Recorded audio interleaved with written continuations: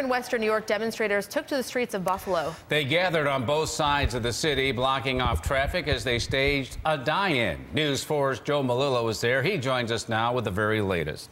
Yeah, they came out voices loud, chanting, ready to be heard, not only here in Buffalo, but across the country like we've been showing you. Protesters say they're sick of what they call an injustice against an entire group of Americans.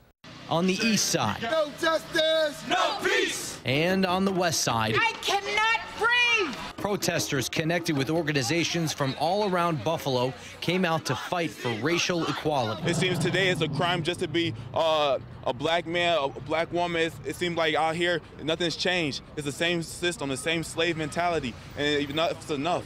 We're not going to go for it any longer. But unfortunately, in our society, black people are considered dangerous enough to be murdered, even if they're not a direct threat. Protesters say there's a feeling of a lack of trust between people and the police departments, not only in Buffalo, but across the country. The community is weary of the law enforcement because they don't believe that law enforcement is there to protect them. And I'm talking particularly the African-American community. Pastor James Giles is part of the Buffalo Peacemakers. Their members are in gold and black jackets. They came to make sure everything stayed peaceful throughout the protest. Fight back! Fight back! Fight back! Fight back! Protesters from the east side eventually joined forces with the protesters on the west side of the city at the Grant Street Community Center. 14-year-old Charlotte Waltz Reber from Hamburg and her mom traveled to both. I think it's important that my generation gets involved because we are the future, and if we don't do something about it, then change isn't going to happen.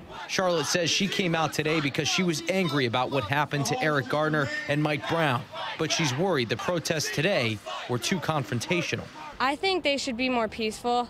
I understand why people are angry, but we have to take the right approach to make a good change. Protests continue in New York this evening. Local protesters are planning another event called Turn Up for Eric Garner tomorrow evening in Elmwood Village. Joe Malillo, News 4 at 11.